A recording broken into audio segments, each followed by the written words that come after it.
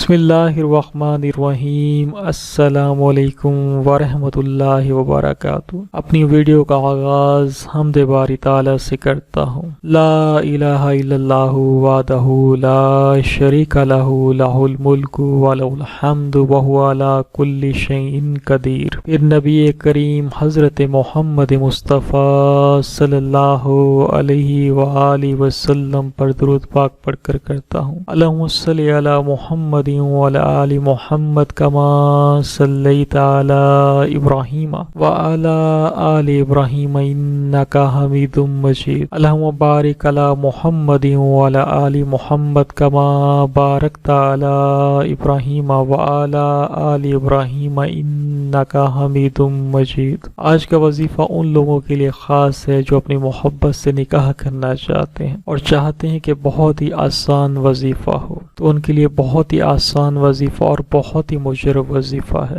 ان سے نکاح کرنا چاہتے ہیں، اگر وہ قریب ہیں تو وہ انہیں پلا دیں، پانی پر دم کر کے یا کھلا دیں۔ اگر کوئی شخص دور ہے اور اس کے دل میں محبت پیدا کرنی ہے تو اس کو تصور میں لا کر اس پر دم کر دیں۔ وظیفہ بہن بھائی کے لیے کیا جا سکتا ہے، میاں بیوی کے لیے کیا جا سکتا ہے، اور اس کی تعداد کو آپ کم رکھ سکتے ہیں۔ جیسے گھر میں محبت پیدا کرنا ہو، نکاح کی نیت نہ ہو لیکن لڑائی جھگڑے ختم کرنے ہوں، تو آپ یہ وظیفہ 11 مرتبہ کسی بھی چیز پر دم کر کے انہیں کھلا سکتے ہیں۔ لیکن کسی سے نکاح کرنا ہے، اس کے دل میں محبت پیدا کرنی ہے، تو اس وظیفوں کو کس طرح کرنا ہے وہ آپ نوٹ کر لیں۔ آپ نے پڑھنا کیا ہے وہ نوٹ کر لیں۔ یا ودود یا ذل عرش المجید، اس کی تعداد آپ نے 1000 مرتبہ رکھنی ہے، اور یہ صرف نکاح کی نیت سے کیا جا سکتا ہے۔ اگر کوئی پاس ہے جسے پلا سکتے ہیں یا کھلا سکتے ہیں، اس چیز پر دم کر کے اسے کھلا دیں یا پلا دیں۔ اور کوئی شخص اگر آپ سے